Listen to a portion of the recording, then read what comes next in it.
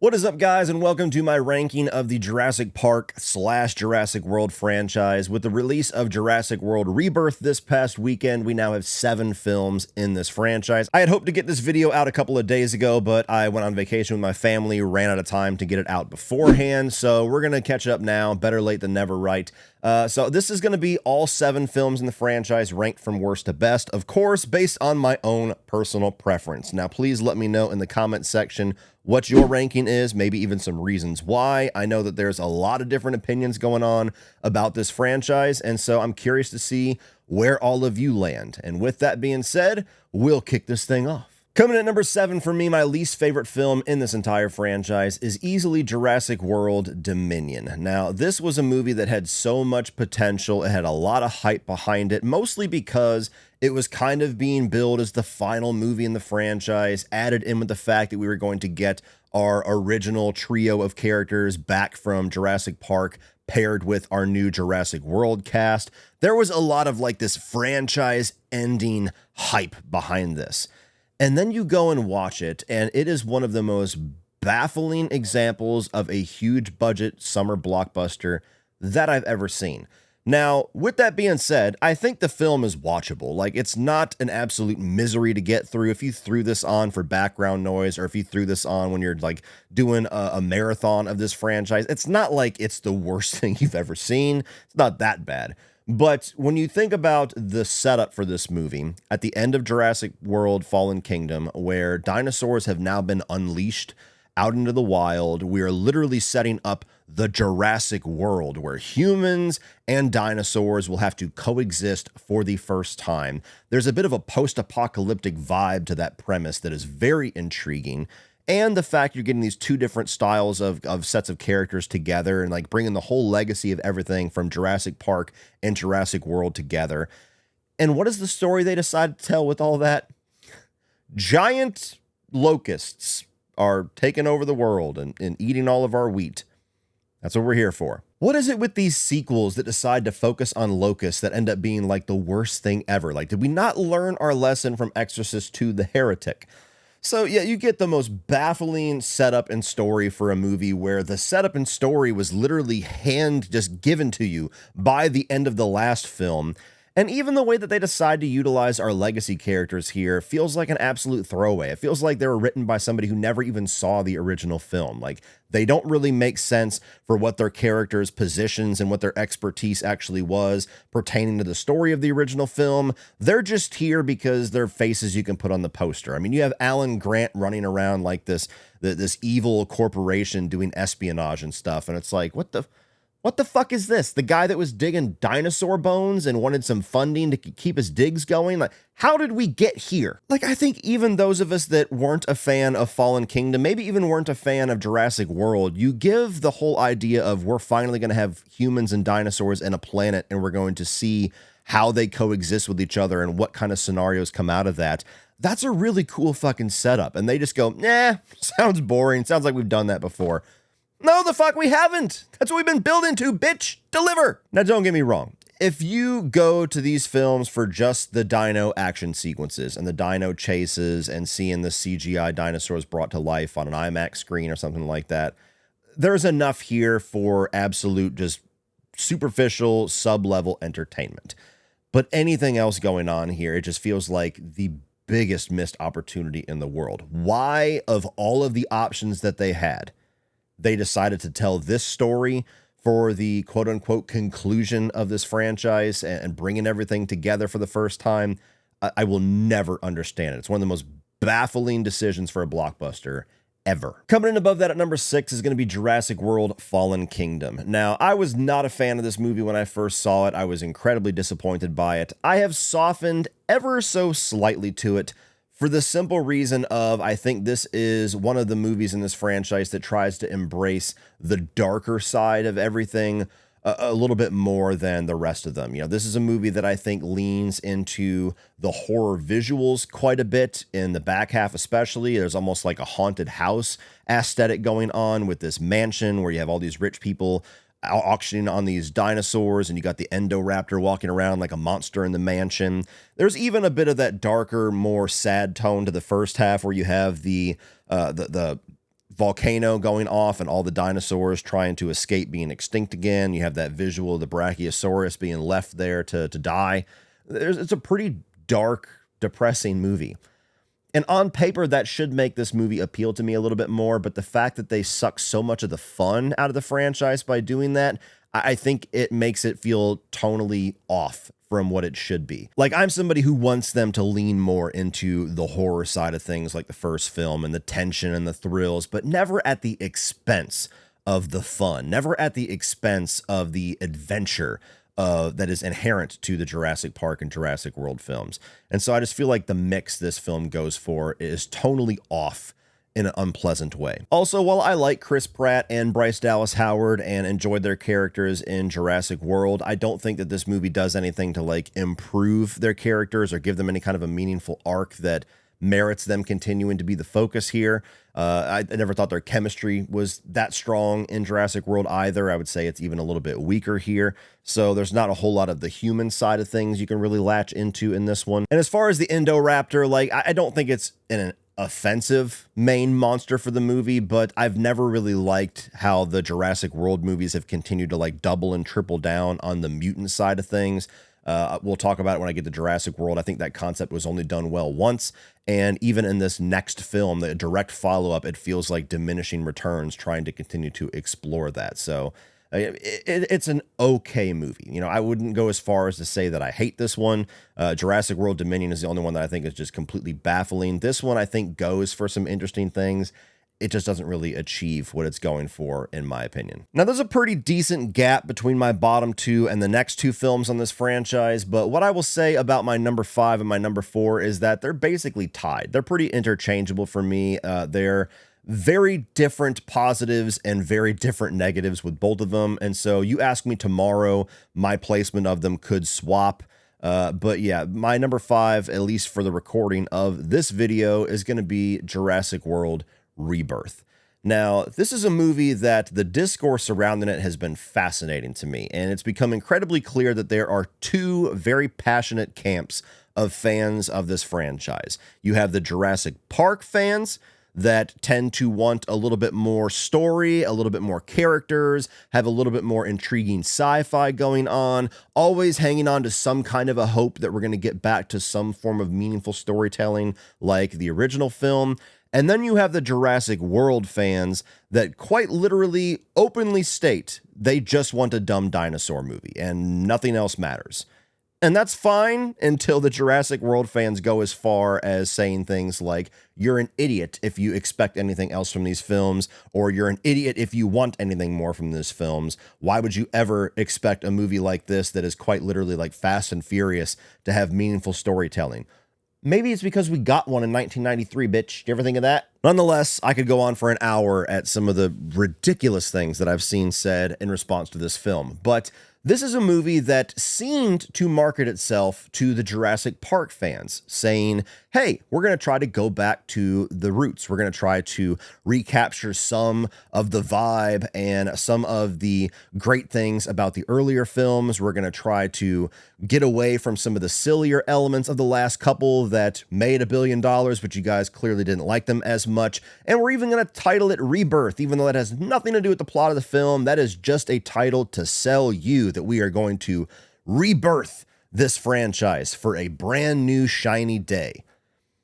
And it's just not that movie at all. This is quite literally like all the other Jurassic World films in that it really leans on the silly and stupid side of things, and it doesn't really give any much of a valiant attempt at any kind of legit storytelling or having any kind of meaningful characters here alongside all of the CGI dinosaurs and chase sequences and action adventure and dino carnage. So I think it's incredibly likely that as time goes on, I will soften on this film the same way that I softened slightly on Fallen Kingdom. I think I'll soften on it even more than that film because there's more here to be entertained by.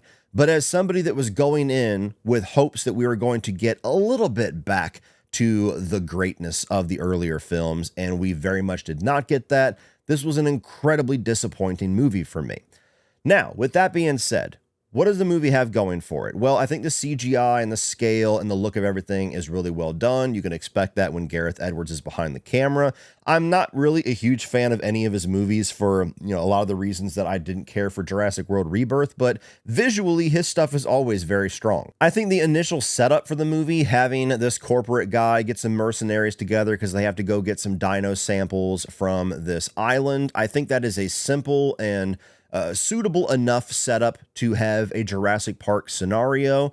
It's unfortunate that we have a totally side set of characters in this family that kind of fucks with the flow of that story, but that's totally fine. Give us something to give it a reason to get us out there and go for the biggest dinosaurs, almost like boss battles in a video game. That could be fun. I think this movie has one of the best action sequences of the entire franchise in that little boat sequence that kind of kicks off the second act of the film, where you have the Mosasaurus, and make sure I say that clearly for all the people that were being paleontologists in my comment section for me saying Mesosaurus.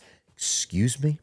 The Mosasaurus and the Spinosaurus attack on the ship, that whole sequence I thought was badass, and it's a shame I don't think the movie ever really gets back up to those highs, but at least kicked it off in a point where I'm like, dude, this movie's gonna kick ass. And I think going back to an island, going back to the jungle, encountering a lot of these dinosaurs in what is now their natural environment, I think that's the best visual aesthetic that we can go for in this franchise. I think you lose a little bit of the magic when you get away from that. But unfortunately, outside of that, I don't think this movie's story is very good at all. I don't think any of its characters, even the ones that I do somewhat like, get any time to shine. They don't get any sort of focus in the writing to be memorable characters. They're just kind of stand-ins to have a few big name actors like Scarlett Johansson literally just be on the poster, and that's about all you get from them. Even the attempts of starting to have some kind of a character arc with them feel like they get shortchanged and cannibalized by the other group of characters.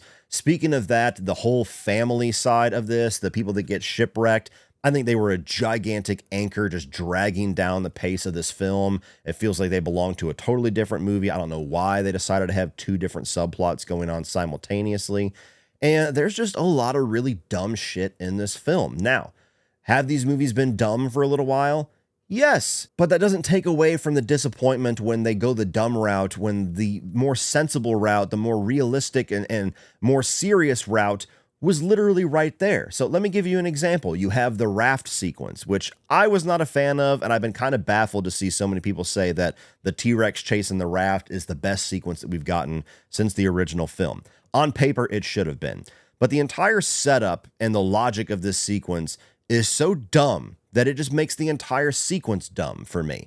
Where you have this teenage girl who's trying to sneak by this sleeping Tyrannosaurus Rex, and so she inflates this auto-inflate raft that's loud as fuck right in front of him. You have this goofy visual gag where it blocks the camera and then it falls over and the T-Rex just disappears in a second. It's meant to be like a cheeky moment of tension, like, oh my God, where'd it go? But for me, it's just so silly that there is no tension there. It's just goofiness. And then the family gets into this little raft and they're paddling slow as hell down this tiny little river while this gigantic Tyrannosaurus is literally right on their ass. Like, no plausible scenario where you're going to get away from this thing. Let me offer you an alternate take on the exact same sequence. You have the same setup where they're at a river, there is a sleeping Tyrannosaurus. The only way that they can safely get away from him is on this raft. So you have them inflate it sneakily at some place away from the Tyrannosaurus. The family's quietly getting into it, trying to get into the raft to float away before the thing wakes up. They keep cutting back where the family's looking back at the Tyrannosaurus, snoring as they're trying to paddle away, not getting a whole lot of ground because it's not moving very quickly. They keep cutting back. The Tyrannosaurus is asleep, and then eventually they cut back to the Tyrannosaurus, and he's just gone. Holy shit, where the fuck did he go? And then you cut to that same exact aerial shot of them looking down on the raft, and you see the Tyrannosaurus just swimming underneath the water right by the raft. And the family has no idea that fucking Jaws is underneath them. Is that not a better version of the exact same sequence? And did it really take a whole lot of time and effort to rethink that sequence in a way that's more serious and more tension-filled versus something that's just dumb and silly? Am I so crazy for wanting that version over the dumb, silly version? am I alone here? Not to mention things like the park security being brought down with a Snickers wrapper and all. It's just a movie that has such silly elements that it overtakes the film. And while this did not anchor down the film near as much as I feared that it would, the whole mutant side of things with the D-Rex, pointless. Like, that thing was absolutely pointless in the movie. You could have had a Tyrannosaurus or a Spinosaurus or anything take its place in the third act. Movie would be exactly the same. So I just don't think continuing to go down the route of mutant creations makes any sense for a franchise where the allure of dinosaurs being alive is the entire point there. And on that note, why do we keep trying to sell us on the premise that humans are bored with dinosaurs?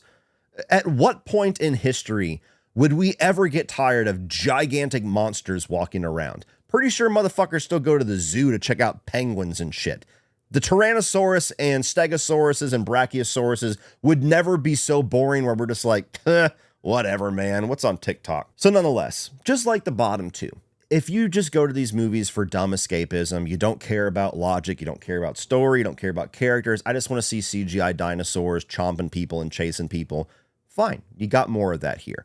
For those of us that wanted more, like myself, this was more of the same. It was certainly not a rebirth, and it was incredibly disappointing. Coming in at number 4 is kind of an odd one in this franchise, and that's going to be The Lost World. And this is the second Jurassic Park film. It was also directed by Steven Spielberg. I believe it was also written by the same people. Don't quote me on that, but a lot of the same creative team coming back from the first film to make this second one. And it was a pretty steep drop off as far as quality is concerned. For me. Now, this is a movie that I think is fine. I think it's totally watchable. But the issue is that while I can always very distinctly remember sequences in this movie, I can remember the raptors attacking the people through the wheat fields or the grass fields, and you just kind of see the lines getting cut through. I can remember the sequence where Julianne Moore is upside down in the RV and the glass starts to crack. I, of course, remember the Tyrannosaurus walking around, what was it, San Francisco? I even remember the whole acrobat thing where Jeff Goldblum's daughter is kicking raptors doing gymnastics. But I could not tell you anything about the story of this film if you put a gun to my head. And I've seen it probably 8 or 9 times in my life. I think it's easily the least interesting and the least memorable story. And so which one is better, Lost World, Rebirth? That's why I say they're basically tied, because they're very different movies that achieve very different things, but it's kind of the same issue where the story and the characters aren't all that memorable. It's just specific sequences that stand out. One's just dumber than the other one, so it depends on what mood you're in. If you want a more serious Steven Spielberg, unmemorable, or if you want a more dumb modern blockbuster, unmemorable. So if you're watching through the Jurassic Park and Jurassic World films, like The Lost World, I don't think is a bad movie. I don't think it's a stain on this franchise whatsoever, but alongside Rebirth, it's just kind of, it's just kind of there. You know, I'm not mad watching it, but I'm not really impressed either. Now moving on to the top 3, and these are honestly the only movies that I ever really care to watch when I'm in the mood for a Jurassic Park or a Jurassic World film. And coming in at number 3 might be a little bit of a hot take, because this is a film that most people are very down on, but also is a film that I feel like has gotten some newfound love over the last number of years, probably in response to how bad the last couple Jurassic World films are. My number 3 is going to be Jurassic Park 3. Now, if you told me Jurassic Park 3 is the most basic and simple and least ambitious of any of these films, I would probably agree with you. There's a lot of production issues that you can read about on, starting to shoot the film without a finished script and them scrapping ideas and, not even really knowing where to end the movie, so they just end it. Like, there's a lot of very easily pointed out issues with this film that I would not argue whatsoever. But what I will tell you is that as far as any of the movies in this franchise that are just like the dumb dino movies, this is the one that I find to be the most easily watched and the most simply entertaining. Like Jurassic Park 3 is like a 90-minute movie. So if I just want a dumb dinosaur film, this is the one that I'm going to put on. I think that the characters are fun here, as well as the actors. I'm glad we got Alan Grant back. He's not utilized in a super insightful way, but his presence in the movie I do think is a good one. I think the whole premise of having a kid stuck on the island and the family kind of faking him out to get his expertise, and it ends up being the wrong island, I think that's kind of a fun setup for this film. There's some really good sequences here as far as dino chasing and dino carnage. The Spinosaurus is a good new main monster. and taking out the T-Rex in its first fight very easily is a good way to establish the threat level of the Spinosaurus. Having the ringtone for the cell phone be stuck in its stomach is kind of like this warning call, I always thought was a cool element here. And I think that the introduction of the pterodactyls too, that whole aviary sequence is pretty badass and a pretty big standout for the franchise. So yes, this is a movie that certainly has some dumb shit in it. And it was a pretty steep drop continuing from the quality of the first Jurassic Park. When I first saw this in theaters, I was like, it was okay, but like, man, these are dropping off like crazy. Over time, I've gained some appreciation for it of just being a very simple, entertaining time that I don't think quite falls to the level of stupidity as some of the Jurassic World films that I have significantly lower. So Jurassic Park 3, always been a pretty big defender of it ever since I've been on YouTube. I think it's a pretty entertaining film despite its obvious flaws. Coming in at number 2 for me is what I would say is easily the best sequel to the original Jurassic Park by quite a bit, and that is Jurassic World. Now, it still is a pretty far cry away from the level of quality of the original Jurassic Park. For being number 2, there's a gigantic gap between number 2 and number 1, and there's a lot of really stupid shit in this movie too. But what I will say that makes Jurassic World stand out to me as the best sequel in this franchise is that it's the first time we actually get to see an operational Jurassic Park.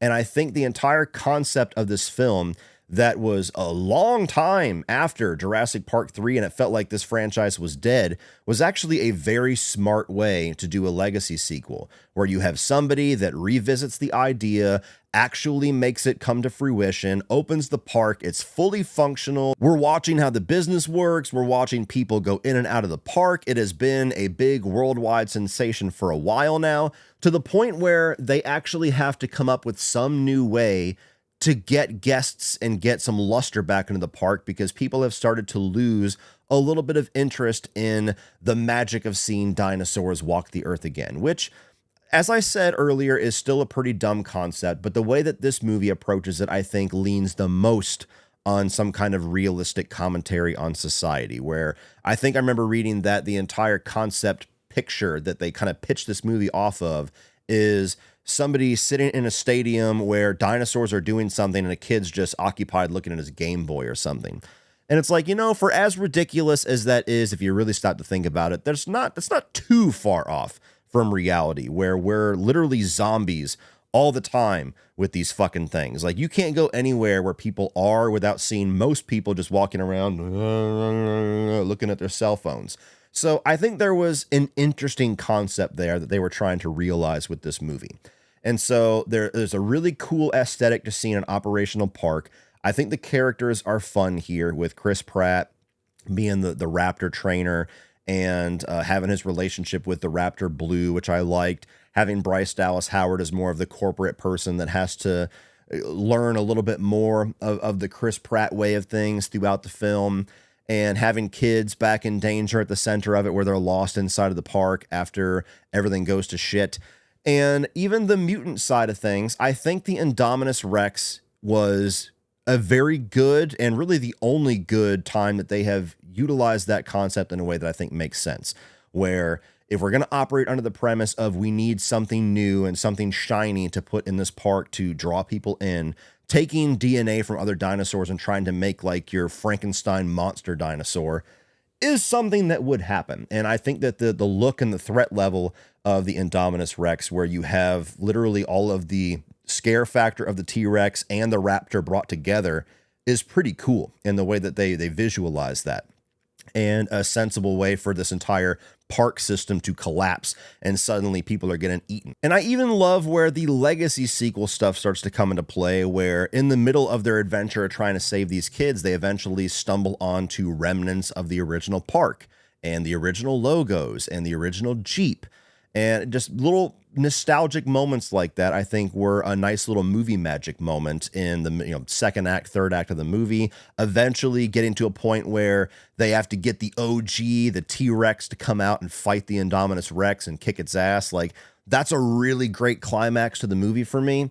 So Jurassic World, for having some dumb elements in there, and certainly being a movie that can't come close to the heights of the original. None of these movies have, but even my favorite sequel falls pretty far short of that.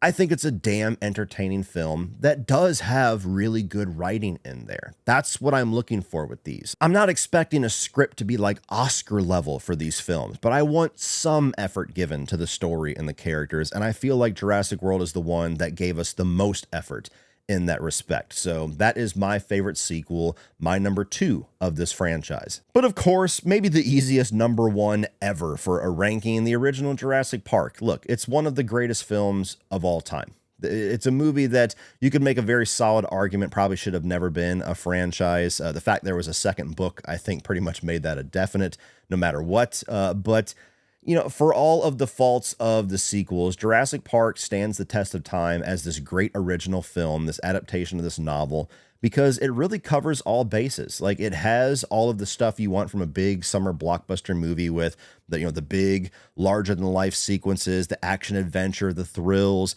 At the time that this came out in 1993, the visual effects that brought these dinosaurs together was like the wildest thing that you had ever seen up to that point. And we just don't really get that luster from anything nowadays. Nothing really impresses us because we've seen everything done. It wasn't the case when this came out. This was actually, I believe, the first film I ever saw in theaters as a kid. And like true movie magic, when that T-Rex comes out and attacks that car, it was just like, oh my God, this has given birth to a new era of filmmaking.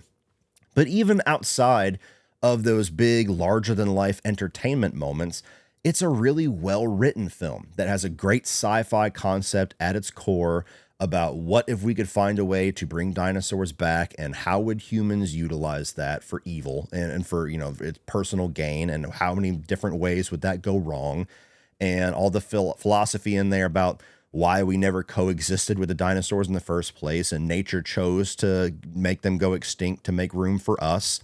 Having even the different characters and their different philosophies inside of our group of characters, with Alan Grant very much being somebody that has the fascination of the dinosaurs. And then you have Jeff Goldblum, who's more the chaos guy, talking about all the ways it's going to go wrong. The way that John Hammond's outlook at everything changes throughout the film as things go wrong and his grandchildren are put into peril. And, you know, it's a movie where you don't really get dinosaur carnage or dinosaur action for like over an hour.